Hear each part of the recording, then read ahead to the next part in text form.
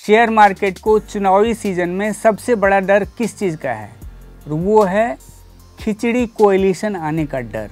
वो खिचड़ी कोएलिशन उसी तरह का 1996 में जो हमने देखा था कि छोटी पार्टी के लीडरशिप में सरकार बनी थी जो स्टेबल नहीं थी, और बड़े बड़े धुरंधर कमेंटेटर्स का कहना है कि ऐसी स्थिति में इकोनॉमिक डायरेक्शन बिगड़ जाता है, पॉलिसी पैरालिसिस टाइप का सिचुएशन हो जाता है और शेयर मार्केट में रिटर्न बहुत कम मिलता है। और शेयर मार्केट के लिए बेस्ट पॉसिबल आउटकम अभी क्या है कि मोदी जी का रीइलेक्शन हो जाए, मतलब अगले 5 साल के लिए फिर से वो बड़ा मैंडेट हासिल कर लें। पिछले 27 साल का आंकड़ा ये बताता है कि इलेक्शन का आउटकम क्या हो, इलेक्शन टाइम में इन्वेस्टमेंट जो है उससे बहुत अच्छा रिटर्न मिलता है।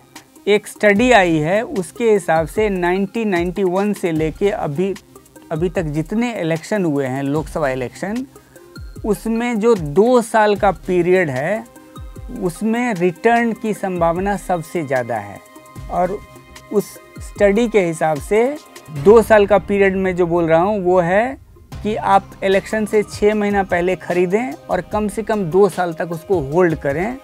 ऐसे में 91 से लेके अभी तक एनुअल रिटर्न, जो एवरेज एनुअल रिटर्न है, वो 23% का रहा है।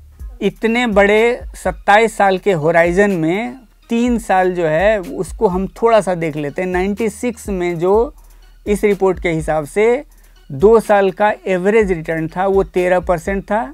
99 में स्टेबल सरकार फिर से आई थी, उस समय जो एवरेज रिटर्न था 1.5 था। सबसे ज़्यादा रिटर्न वाला जो पीरियड था वो 2009 में मिला था, जिसमें एवरेज रिटर्न आया 51%। एक दूसरी रिपोर्ट जो इकोनॉमिक टाइम्स में हाल में छपी है उसके हिसाब से 1998 से अभी तक निफ्टी का जो गेन हुआ है, एब्सोल्यूट पॉइंट में जो गेन हुआ है, उसका 60% 1 साल के होराइजन में हुआ है। और वो 1 साल का होराइजन है लोकसभा चुनाव से 6 महीना पहले और लोकसभा चुनाव का 6 महीना बाद। मतलब ये 1 साल का जो विंडो है हिस्टोरिकल डेटा के हिसाब से निवेश के लिए सबसे सही टाइम है। लेकिन हमको ये ध्यान देना पड़ेगा कि शेयर मार्केट में इलेक्शन आउटकम से नी जर्क रिएक्शन होता है। जैसे हमने देखा था, 2 का एग्जाम्पल आप देख सकते हैं।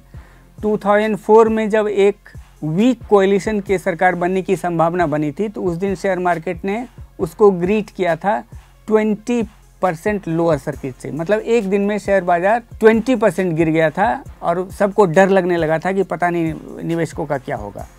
और इसके ठीक उलट मनमोहन सिंह की सरकार जब फिर से वापस आई 2009 में, तो उसका स्वागत किया गया था 20% अपर सर्किट से। मतलब उस दिन शेयर बाजार ने सेलिब्रेट किया था 20% बढ़ के। इन हिस्टोरिकल डेटा से साफ पता चल रहा है कि लोकसभा चुनाव के आसपास का जो समय है वो निवेश के लिए सबसे सही है। निवेश करने से पहले आरबीआई का लेटेस्ट जो फाइनेंशियल स्टेबिलिटी की रिपोर्ट आई है उसको ज़रूर पढ़ लें।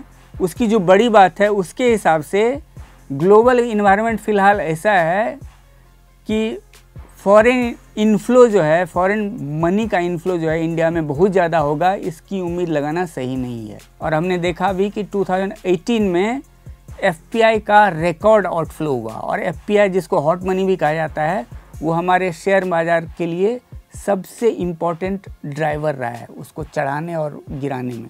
2018 में रिकॉर्ड आउटफ्लो हुआ था एफपीआई का, वो डेकेड में सबसे ज़्यादा। और सारे इंडिकेशन यही हैं कि 2019 में इसका रिवर्सल हो जाएगा, बहुत ज़्यादा इन्फ्लो हो जाएगा, इसकी संभावना बहुत कम है। बड़ा कंक्लूजन ये है कि अगर हिस्टोरिकल डेटा को देखें तो शेयर मार्केट में निवेश करने का अभी सही समय है।